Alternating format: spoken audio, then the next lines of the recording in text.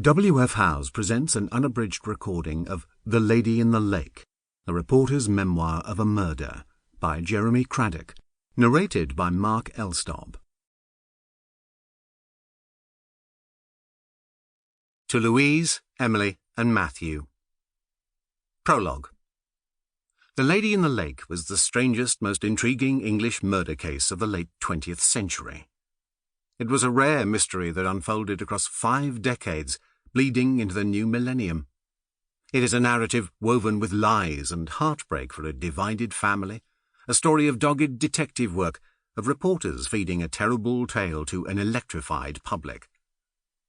This book has been a long time coming, much longer than it took to write. The case has been in my thoughts for a quarter of a century. It was a murder close to where I grew up. I was 7 and living in the Lake District, not so far from Carroll Park, when she went missing in the summer of 1976. My parents were about the same age as Carroll and her husband, Gordon.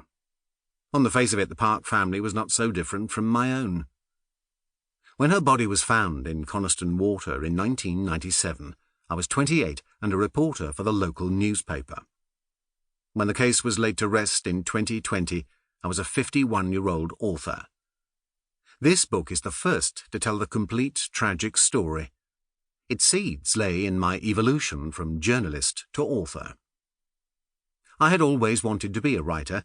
Over the years I attempted novels and plays, keeping my creative writing separate from my journalism. Then one day I decided to synthesize the two. True stories told like fiction. All I needed was a story. The search led me to my first book, The Jigsaw Murders.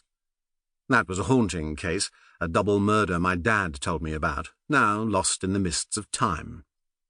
The gruesome crimes of Dr. Buck Ruxton in Lancaster in 1935 had been a newspaper sensation. Ruxton murdered his wife and children's nanny, cut up their bodies and disposed of the remains in a Scottish ravine.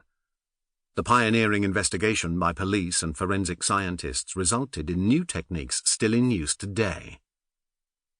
True crime wasn't a genre I was especially drawn to, but this was such a strong story, and I knew I could tell it more vividly than it had been told before. I had read a number of seminal true crime books, and for that I have my late mother to thank.